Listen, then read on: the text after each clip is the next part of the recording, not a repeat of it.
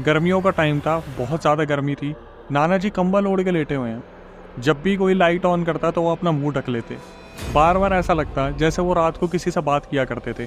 खुद खड़े होते, रात को घूमते, अपने आप वापस लेट जाते। घर वाले बहुत बुरी तरीके से डरे हुए थे, किसी को कुछ समझ नहीं आ रहा था कि नाना जी के साथ हो क्या रहा है। और नानी जी जब भी नाना जी से पूछती कि आप किसी से बात कर रहे थे या फिर आपको कोई दिखा, आप क्या कर रहे थे, नाना जी सिर्फ इतना बोलते, मैं तो सो रहा था, ऐसा कुछ भी नहीं है। एक दिन मामा जी ने बोला नानी जी से कि हम सोएंगे पापा के साथ, कोई ना कोई तो दिक्कत है यहाँ पे जिसकी वजह से पापा परेशान होते हैं। तो नानी जी ने बोला कि ठीक है, मैं हॉल में सोऊंगी, तुम उस कमरे में या अपने कमरे में लेके अपने पापा को सो जाओ। गुंजन ने बताया ये गुंजन की मम्मी और नानी जी डिस्कस कर रही थी कि उस रात हुआ क्या।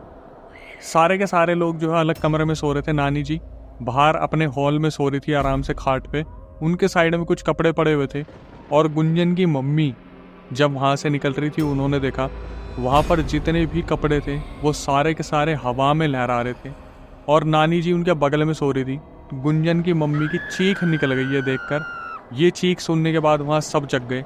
जब डिस्कशन हुआ तो नाना जी वहाँ पे सो रहे थे, सब गुंजन की मम्मी के पास आ गए थे। ये लोग आपस में बात कर रहे थे कि क्या चल रहा है क्या नहीं चल रहा। और जब सारे ध्यान से सुनते हैं तो उनको एक ही चीज़ सुनाई देती है कि नाना जी अभी भी किसी से बात कर रहे हैं।